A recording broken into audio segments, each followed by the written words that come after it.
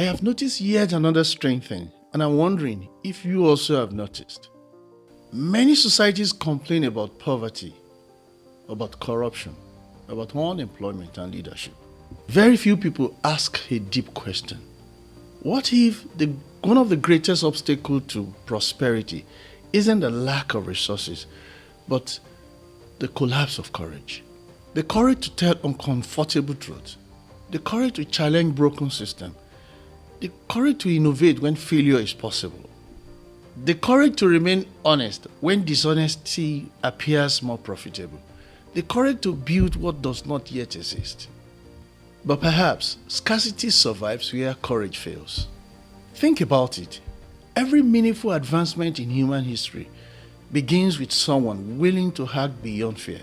An entrepreneur risking failure, a scientist willing to challenge accepted assumptions, an inventor pursuing an impossible idea, a reformer confronting a broken system, a citizen refusing corruption.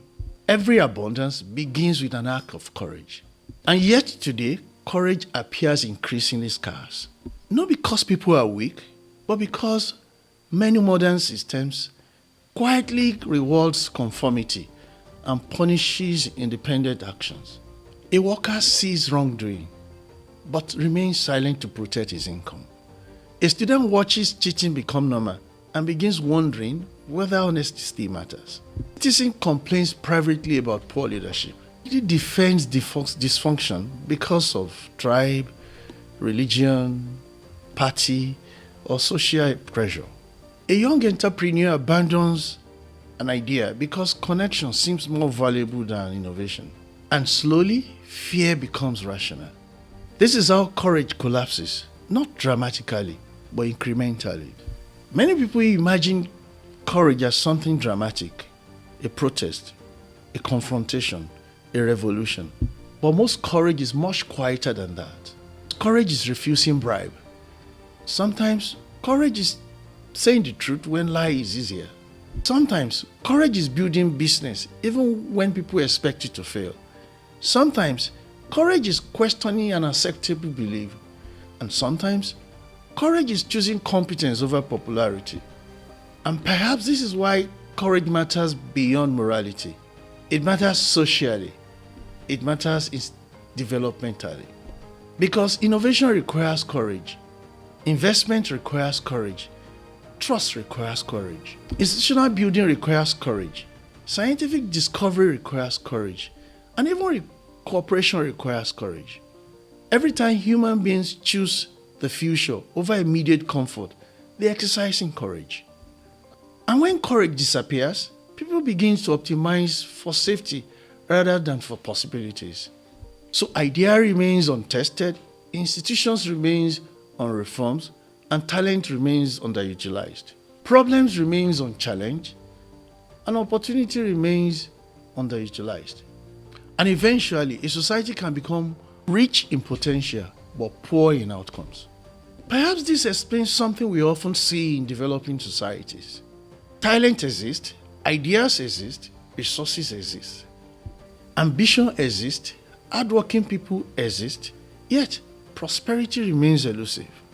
Not always because capability is absent, but because too few people are willing to challenge what everybody knows is broken.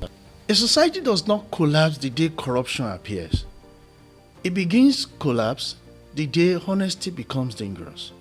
A society does not innovate because it has talented people. No.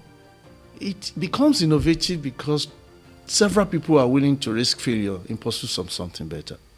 A society does not become prosperous simply because resources are available. It becomes prosperous when people possess the courage to organize those resources productively. The distance between potential and prosperity is often courage. The conversation about abundance is not merely economic. Abundance is not only about money, it's about unlocking human potentials, unlocking ideas, unlocking trust, unlocking cooperation, unlocking innovation, unlocking productive participation. And none of these things flourish when fear dominates human behaviors. Because fear suppresses experimentation. Fear suppresses trust. Fear suppresses creativity. Fear suppresses reforms. Fear suppresses leadership. But courage expands possibilities.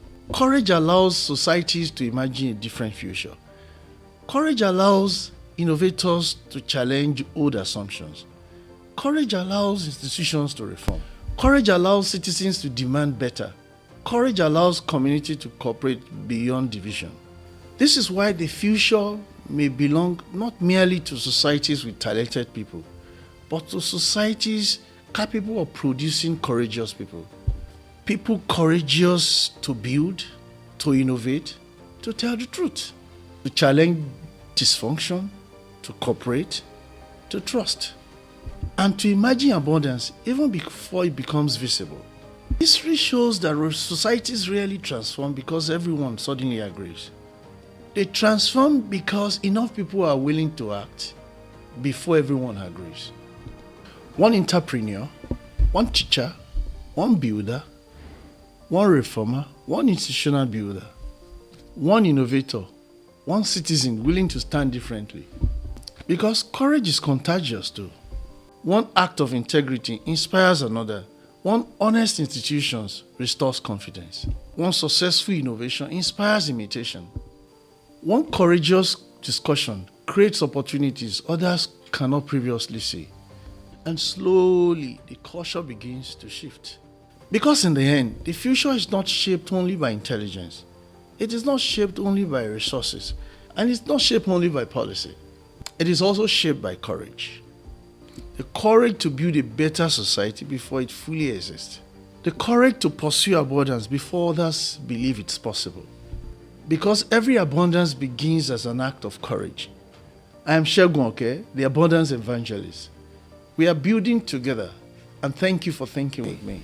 If this conversation resonates with you, please drop your thoughts in the comment section. I'll read them.